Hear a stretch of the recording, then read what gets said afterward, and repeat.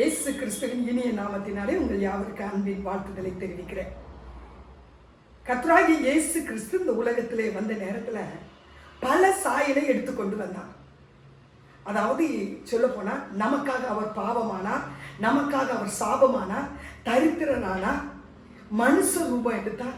இப்படி பல காரியங்களை இயேசு இந்த பூமிக்கு எடுத்துக்கொண்டு உங்களுக்காகவும் எனக்காகவும் நினைச்சுதான் வந்தார். அதுல ஒரு சாயல் தான் அடிமையின் சாயல் என்பதாக. பிலிப்பியர் 2ஆம் அதிகாரம் 6-7 வசனத்தை நீங்க வாசிக்கும் போது அப்போஸ்தலனாகிய பவுல் ஒரு வெளிப்பாடை சொல்கிறார். அந்த வெளிப்பாடு எதுனா, அந்த 4 சுவிசேஷத்தினுடைய இயேசுவை குறித்த வெளிப்பாடுகளை தான் பல நிருபங்களிலே அவர் என்ன செய்திருக்கார், அவரை குறித்து எழுதியிருக்கார். அதுல பிலிப்பியர்கள் போது சொல்கிறார், இயேசு தேவனுடைய ரூபமாய் காணப்பட்டாலும் அவர் அதை கொள்ளையாடின பொருளாய் எண்ணாம அவர் தம்மை தாமே வெறுமையாக்கி அடிமையின் ரூபம் எடுத்து மனுஷ சாயலானார் அப்படின்னு எழுதி வைத்திருக்கிறார். அதாவது இயேசு நமக்காக எப்படியெல்லாம் மாறினான்னு சொல்றாரு. வெறுமையாக்கினாரா, அடிமையின் ரூபம் எடுத்தாரா, மனுஷ சாயலானார்.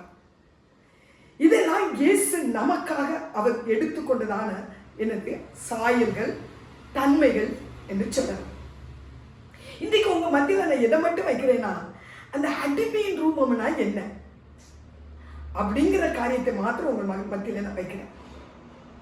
அடிமைன்னா யாருன்னு தெரிஞ்சாதான் அவர் எடுத்த அடிமையின் ரூபம் என்னங்கிறது நமக்கு நிச்சயம் தெரியும். அதாவது ஒரு வேலைக்காரனுக்கும் அடிமைக்கும் வித்தியாசம் உண்டு. எப்படின்னா, நீங்க வேலைக்காரங்களே எடுத்துக்காங்களே, அவங்க ஒரு வீட்டில் வேலை செய்தாலும் சரி, ஒரு கம்பெனியில் வேலை செய்தாலும் சரி, எந்த இடத்துல வேலை செய்கிறாங்களோ சாயங்காலம் ஆனவுடனே அதற்குரிய கூலியை வாங்கிக்கிட்டு அவங்க என்ன செய்வாங்க, போயிடுவாங்க. வேலைக்காரங்க அங்கேயே என்ன செய்ய மாட்டாங்க, இருக்க மாட்டாங்க. என்ன வேலையை சொன்னாங்களோ அந்த வேலையை முடிப்பாங்க, கூலியை வாங்குவாங்க, போய்கிட்டே இருப்பாங்க. ஆனால் அடிமைங்கிற தன்மை அப்படி கிடையாதுங்க. அடிமை வீட்டுக்கு போக முடியாது. அடிமை அந்த எஜமா என்ன சொல்றாரோ அவர் சொல்றதை செய்துக்கிட்டே அவரோடு கூட இருக்கணும். இவனா ஒண்ணு அங்க செய்யக்கூடாது. அந்த எஜமா என்ன சொல்றாரோ அந்த வேலைகளை மாத்திரம் தான் இவர் செய்யணும். இதுதாங்க அடிமையின் ரூபம். இப்ப யூத ஜனங்கள், இந்த இஸ்ரவேல் ஜனங்களை எடுத்துக்கிட்டா இவங்க வாழ்க்கையில அநேக அடிமைகள் காணப்பட்டாங்க. அதாவது எப்படின்னா, ஆண்டவர் ஒவ்வொரு தேசத்துல யுத்தம் பண்ண சொல்கிற நேரத்துல அந்த யுத்தத்தில் அவங்க ஜெயிக்கும் போது அவங்க ஜெயம் எடுத்த அந்த பட்டணத்து ஜனங்கள் அவங்க தங்களுக்கு என்ன செய்வாங்களா, அடிமையாக்கி கொள்வாங்க. அதை தான் நாகமான் தாம் வீட்டுக்கு ஒரு சிறு பெண்ணை, தாம் வீட்டு மனைவிக்காக ஒரு அடிமை பெண்ணை அவன் கொண்டு வந்தான். இப்போ நீங்க யோசுவாவின் புஸ்தகத்தை எடுத்துக்கொள்ளும் போது அங்கே கிபியோன் குடிகள் இருக்கிறாங்க. அந்த குடிகள் யோசுவாவோடு கர்த்தர் இருந்து ஜெயத்தை கொடுக்கிறபடினால நாமளும் அழியாம இருக்க அவங்ககிட்ட போய் தந்திர ஆலோசனை பண்ணி உடன்படிக்கை பண்றாங்க. யோசுவாவும் அவங்கள அழிக்க மாட்டேன்னு உடன்படிக்கை பண்ணிடுறாங்க. உடன்படிக்கை பண்ண பிறகுதான் தெரியுது, இவங்க அழிக்க நினைச்ச பட்டணத்துல அதுவும் ஒண்ணுதான் அப்படின்னு தெரிஞ்சு உடன்படிக்கை பண்ணதுனால, சரி நாங்கள் உடன்படிக்கை பண்ணிட்டோம், நீங்கள் இனி எங்களுக்கு விறகு வெட்டவும் தண்ணீர் கோரி தரவும் எங்களுக்கு அடிமையாயிருங்கன்னு அவங்கள அடிமையாயிடுச்சுதான் வச்சுக்கிட்டோம். இதுதான் அடிமையின் சுவாபம். இன்றைக்கு நான் அடிமையுடைய தன்மையில 2 தன்மையை ஒன்று சொல்கிறேன். ஒன்று, அவனா எதுவும் செய்ய முடியாது, எஜமான் என்ன சொல்றாலோ அதை மாற்று செய்கிறது அடிமையின் தன்மை. இப்போ இயேசு கிறிஸ்துவுக்கு வருவோம்.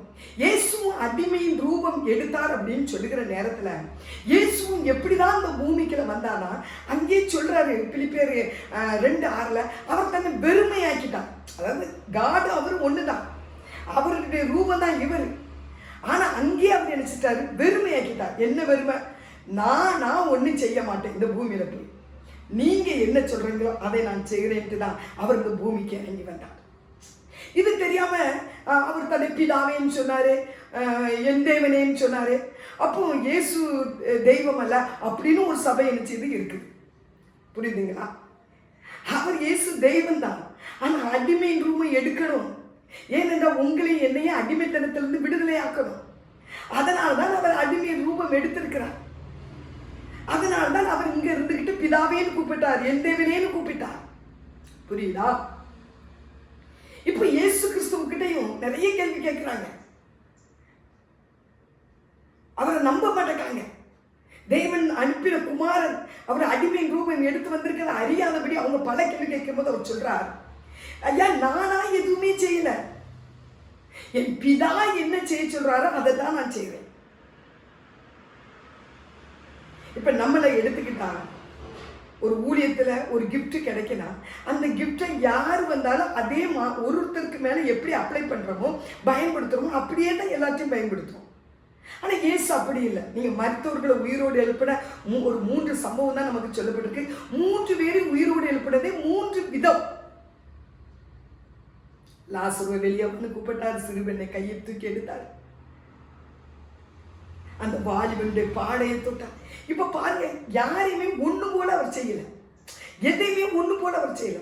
ஏன்னா பிதா இப்படி செய்யணும் அவருக்கு எதை காட்டினாரோ, இதை நாளைக்கு செய்ய என்று எதை சொன்னாரோ அதை மாத்திரம் தான் செய்தார். இதற்கு பேரு அடிமையின் ரூபம். அப்ப இயேசு நமக்காக அவர் அடிமையின் ரூபம் எடுத்து ஒரே ஒரு இடத்துல தான் சொல்றாருங்க, உமக்கு சித்தமான அந்த பாத்திரம் என்ன விட்டு நீங்க. மீதி எல்லா இடத்திலையும் பிதாவுக்கு அப்படியே கீழ்ப்படிந்த ஒரு அடிமையா அவர் காணப்பட்டார். அடுத்து அந்த அடிமையுடைய தன்மை என்னன்னா, எஜமான் வீட்டுக்கு வருகிறவருடைய கால்களை கழுவுகிற காரியம். யூதர்களுக்கு கால் கழுவுறதுல 3 விதம் காணப்பட்டது. ஒண்ணு என்ன, எஜமானுக்கு மேலானவன் வந்தா இந்த எஜமான் போய் கால் கழுவி அவரை உள்ள கூட்டிட்டு வரணும். இந்த எஜமானுக்கு ஈக்குவலா அவருக்கு கேட்டகரியில அவருடைய ஸ்டேட்டஸ்ல அவருடைய பதவியிலே இருக்கிற ஒரு ஆள் வந்துச்சுன்னா இந்த எஜமான் வீட்டில் உள்ள அடிமை போய் அவருடைய காலை கழுவி அவரை கூட்டிட்டு வரணும்.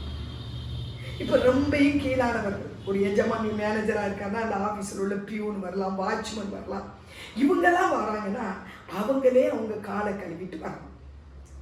இதுதான் ஒரு வீட்டு எஜமான் விருந்து வைக்கும் போது வருகிற விருந்தினர்களை கால் கழுவுற விதம். புரியுதுங்களா? 3 விதம். ஒன்று, எஜமானுக்கு மேலான எஜமான் போகணும், எஜமானுக்கு ஈக்குவல்னா அடிமை போகணும், அதற்கு கீழானவர்கள் அவங்களே அவங்க காலை கழுவிக்கிறாங்க.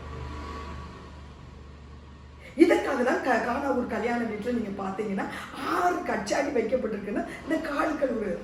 யூதர்களுக்கு எப்பவுமே வீட்டுக்கு உள்ள வரும்போது இந்த கால் கழுவுறது, கை கழுவுற பழக்கம் காணப்பட்டது. அதையும் கூட இயேசு கிறிஸ்துவின் சீசர்கள் எடுத்து ஒரு நேரம் குற்றப்படுத்துறாங்க, உங்களுடைய சீசர்கள் ஏன் இப்படி பண்றதில்லை அப்படின்னா கேள்வி கேட்கிறாங்க.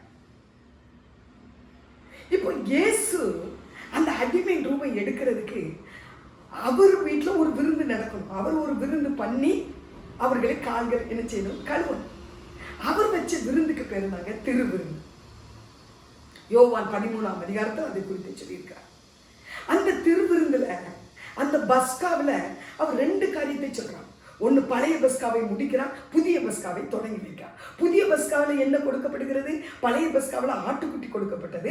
புதிய பஸ்காவில் இயேசுவின் சரீரமும் ரத்தமும் என்ன செய்து அங்க பரிமாறப்பட்டது. இப்ப அவர் வச்ச விருந்துக்கு அவர் 12 சீசர்களை அழைத்து இருக்கார். இப்போ அவர் அடிமையின் ரூபம் எடுக்க வேண்டுமானா இந்த 12 சீசர்களையும் மேலா நினைத்து அவர்களுடைய கால்களை அவர் என்ன செய்றார், கழுவுறார். பேதுரு சொல்றான், என் காலை கழுவாதீங்க அப்படி சொல்றான். ஆனா அங்க காலை கழுவி அவர் அடிமையின் ரூபத்தை அவர் என்ன செய்றார், வெளிப்படுத்துறார். வெளிப்படுத்தினது மாத்திரமல்ல, சீசர்களுக்கு சொல்றாரு, நீங்களும் ஒருவரை ஒருவர் மேலானவர்களா நினைக்கணுமானா, ஒரு ஆளை நீ மேலான நினைக்கமானா ஒருவர் காலையும் ஒருவர் என்ன செய்ய, கழுவுங்க. இந்த கால் கழுவுதல் யூதர்களுடைய கலாச்சாரம். அவர்கள் தன்னை அடிமையாய் காக்கிறது, தாழ்த்துறதுக்குரிய அடையாளமாக தான் அந்த கால் கழுவுறதை வைத்திருக்காங்க. இன்றைக்கு நம்ம இந்தியாவிலே நம்ம கிறிஸ்தவங்கள்லையும் அநேக சபைகளில் கால் கழுவுறது இருக்குது. அது சத்தியம் கிடையாது. இது யூதர்களுடைய ஒரு கலாச்சாரம், அவங்களுடைய பழக்க வழக்கம். ஆனா நமக்கு அநேக தாழ்த்துறதுக்கு அநேக தன்மைகள் இருக்கு. ஆனா அதை நம்ம செய்ய மாட்டோம். ஆனா இன்றைக்கு நடக்கிறதுனா அது ஒரு நல்ல செயல், அது பாவம் கிடையாது, ஒரு நல்ல செயல் செய்யலாம். ஆனா சத்தியம்னு பிடிச்சுக்கிட்டு நினைச்சக்கூடாது, நிற்கக்கூடாது. இதை தான் இயேசு இந்த உலகத்திலே அடிமையின் ரூபம் எடுத்து வந்து அந்த அடிமையின் ரூபத்தை அவர் என்ன செய்தார், நிறைவேற்றி சீசருடைய கால்களை கழுவி அதை நிறைவேற்றி முடித்தார். அவர்களுக்கும் அதை கற்றுக் கொடுக்க. இந்த உலகத்துல ஒரு தாழ்ந்து போகணுமானா ஒன்னே ஒன்று சொல்றார், நீ மேலானவனா. அடுத்தவங்களை உன்னை காட்டிலும் மேலானவங்களா நினைச்சானா உன்னால தாழ்ந்து போக முடியும். இந்த உலகத்துல பல தொழில் இருக்கு, விவசாயம் இருக்கு, பல தொழில் இருக்கு, குப்பை பிறக்கிறது இருக்கிறது, வீட்டுல வந்து பாத்திரம் வைக்கிற வேலைக்காரர் எத்தனையோ இருக்கு. ஆனா அதெல்லாம் அவங்க எல்லாம் மோசமானவங்க கிடையாது. அவங்களையும் நீ மேலானவனா என்ன செய்யணும் நினைக்கணும். ஏன்னா அவங்க அந்த வேலையை செய்ய விட்டா நமக்கு அநேக காரியங்களை நம்ம நஷ்டப்பட்டு போயிடுவோம், நாத்தம் எடுத்து போயிடுவோம், ஜீவனற்று கூட போயிடுவோம். விவசாயி வேலை செஞ்சு நமக்கு ஆகாரம் தரலன்னா நம்ம ஜீவனற்று கூட நம்ம என்ன செய்யலாம் போயிடும்.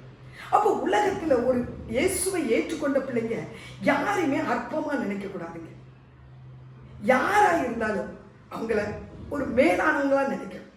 அவங்களுக்குள்ளேயும் ஒரு தெய்வ திட்டம் இருக்கு, அவங்களுக்குள்ளேயும் ஒரு தெய்வ சித்தம் இருக்கு. அப்படி நம்ம நினைக்கும் போதுதான் அவங்கள நம்ம கனம் பண்ண செய்ய முடியும். இயேசு அதை தான் சீசர்களுக்கு அன்னைக்கு நினைச்சார், கற்றுக் கொடுக்கிறார். ஒருவர் நீங்க நினைச்சீங்க என்ன மேலானவங்க நினைச்சு கனம் பண்ணுங்க என்பதாக. இதுதாங்க அவர் நமக்காக இந்த பூமியில வந்த அநேக சாயலில ஒரு சாயல் அடிமையின் சாயல் என்பதாக. ஆனால் அவர் நம்மளை அடிமையா பார்க்காம எந்த இடத்துலையுமே சீசர்கள்ட்ட பழக்கும் போது அவர் அடிமைங்கிறதை சொல்லாம அவங்களை என் சிநேகிதரார், சகோதரங்கிறார், என் அம்மாங்கிறார். இதுதான் தேவன் நம்மை வைத்த அன்பு. எனவே நாமும் ஒருவர் எல்லா சூழ்நிலையும் கனம் பண்ணுவோம், மேலானவர்களாக நினைப்போம். ஏனென்றால் நம்ம தேவன் நாம் ஆராதிக்கிற இயேசுவும் அடிமையின் ரூபம் எடுத்து அடிமையானார். இப்படி செய்வோமா? தேவன் நம்மை ஆசீர்வதிப்பார். ஆமென்.